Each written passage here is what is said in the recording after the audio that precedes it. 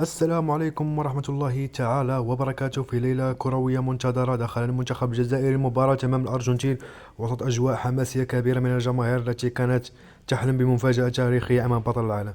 بداية المباراة الجزائر دخلت بضغط متوسط وحاولت تغلق المساحات، والمدرب كان واضح أنه يعتمد على المرتدات السريعة، والعشر دقائق كانت متوازنة وحتى الجماهير بدأت تؤمن أن المفاجآت ممكنة. لكن أرجنتين بخبرتها الكبيرة بدأت تفرض أسلوبها تدريجيا: تمريرات سريعة تحكم في وسط الميدان ومحاولات متكررة في الأطراف. الهدف الأول الدقيقة 17، خطأ صغير في التغطية الدفاعية، تمرين بين الخطوط وتسديدة قوية تسكن الشباك. صمت ثقيل في المدرجات الجزائرية وفرح كبير في الجانب الأرجنتيني.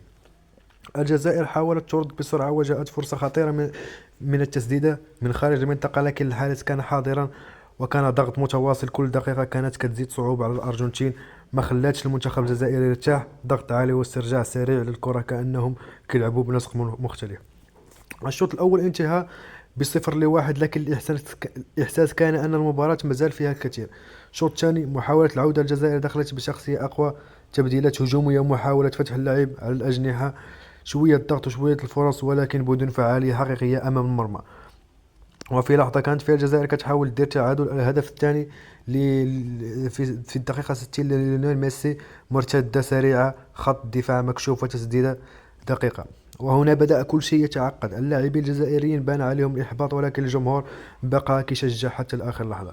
الضربة الأخيرة في الدقيقة 76، الأرجنتين ما رحمتش، هجمة منظمة، تمريرات قصيرة، وإنهاء عالمي، هاتريك تاريخي لليونيل ميسي في لوحة النتائج. هذه المباراة تقريبا سدات نهاية اللقاء. صافرة الحكم تعلن النهاية: الأرجنتين 3 والجزائر 0.